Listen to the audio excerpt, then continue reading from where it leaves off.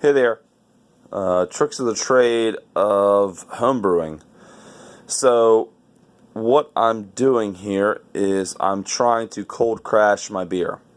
I have my beer in secondary. It's been in there about a week or so, and now I want to cold crash it.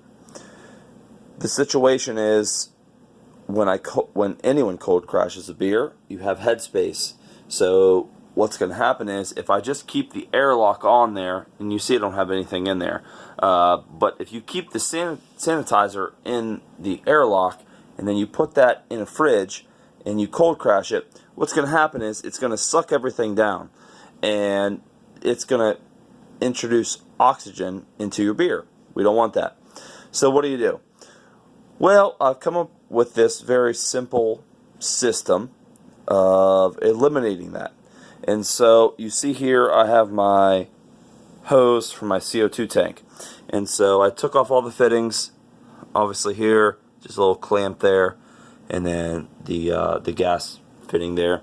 I took that off, and what I've done is with the bung in there and the airlock off, you purge it. So you turn on the CO2 and you put it up there and you let it go and it purges out. And I do that a couple times. And then once I do that, I put I take the airlock that has the balloon attached to it with it off, and I have it in my hand. Obviously I can't show you because I'm doing this with one hand. And I take this and I put it up the airlock. Okay? I turn on the CO2 and it fills up the balloon.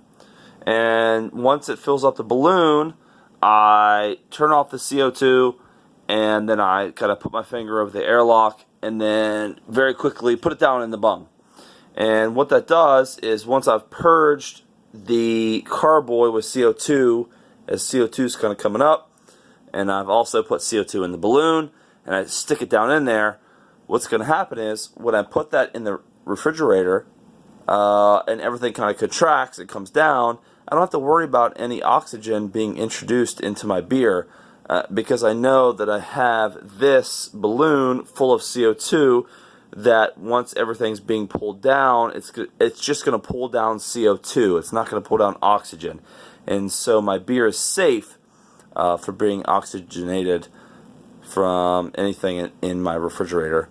And so it's just another thing to make your beer